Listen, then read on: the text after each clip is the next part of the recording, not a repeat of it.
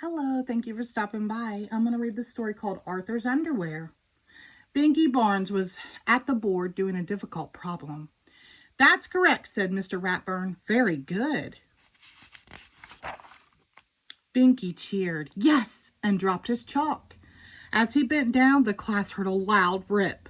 Everyone laughed except Mr. Ratburn. Go to the office and ask Miss Tingley to sew them up, he said.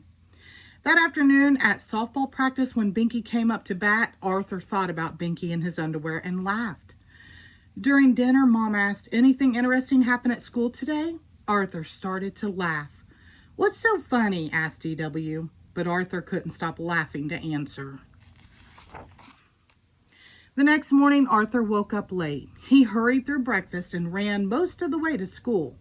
Sorry I'm late, Mr. Ratburn. I guess my alarm... Everyone burst out laughing. Mr. Reed, being late is one thing, said Mr. Ratburn, but not wearing any trousers, that is quite another. Arthur looked down and screamed. Arthur's scream woke him up. Wow, he thought, what a horrible dream.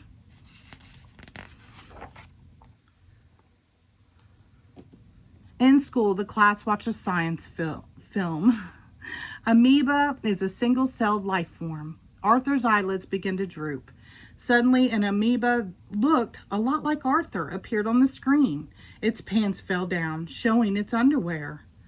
Help, cried Arthur Amoeba. I need my pants. All the other amoebas started to laugh.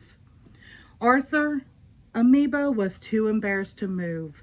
Then he felt someone shaking him. Wake up, Arthur, said Buster. The movie's over. At lunch, Arthur didn't feel like eating. What should I do, Buster? Every time I go to sleep, I'm in my underwear. Try staying awake, Buster suggested. You can't dream if you don't sleep. That night, Arthur tried some tricks to stay awake. Old MacDonald had a farm. But as hard as he tried, Arthur just couldn't. I'll get you, Verminator, after I take a little nap. In Arthur's dream, the Verminator was torturing the class by scratching his claws on the blackboard. Hearing cries for help, Bionic Arthur rushed to the rescue. But as he entered the classroom to take on the Verminator, everyone started laughing. My pants, Arthur gasped as he woke up with a start. Rise and shine, Mr. Fancy Pants, said D.W. They're right here. Mom says you better shake a leg or you'll be late for school. Arthur asked Buster for some emergency advice on the way to school. It even happens when I'm a superhero, he exclaimed. I can't stay awake forever. I'm doomed. Maybe you should sleep in your pants, said Buster. That way you won't have to worry about putting them on. That night, D.W. came into Arthur's room. Why are you wearing your pants to bed, she asked. Because, that way I could be ready for school faster, he said quickly. I'm going to ask Mom if I could sleep in my clothes too, D.W. said, and maybe my coat and boots. Mom! Arthur sighed and changed into his pajama pants. The next day, Arthur was more worried than ever. What if people find out about my underwear problem? He asked Buster. They'll call me names, and then I'll have to change schools. Don't worry, said Buster. Your secret is safe with me. At lunch the following day, Arthur sat with Francine and Muffy. They looked at him and started to giggle. What's so funny? Arthur asked. Do you have your pants on? Asked Francine. Better make sure. Arthur checked. He was wearing pants. He moved to another table. I heard about your nightmares, said the brain. So I got out a couple of books on dreams. Apparently you have a pathological fear of embarrassment. Goodness. Arthur got up to find Buster. Buster, cried Arthur. You told everyone about my underwear dreams. Not everyone, replied Buster. Only a few kids. Buster, how could you?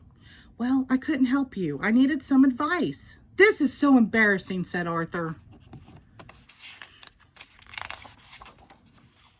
When Arthur turned to run out of the cafeteria, his pants pocket got caught. Rip. Uh-oh. Everyone in the cafeteria began to laugh. Arthur couldn't move. But Binky grabbed 2 trays to cover him. Quick, he whispered, into the kitchen. Mrs. McGrady wrapped her apron around Arthur and got out a needle and a thread. "I'm sorry," Buster said. "I shouldn't have told anyone." "It's okay," said Arthur sadly. "You were just trying to help. The hard part will be telling my parents that I have to change schools." Mrs. McGrady handed Arthur his pants. "Thanks," said Arthur. "Is there a back door?" "Afraid not," said Mrs. McGrady. "But do you know the old saying, a banana without its peel is stale banana?"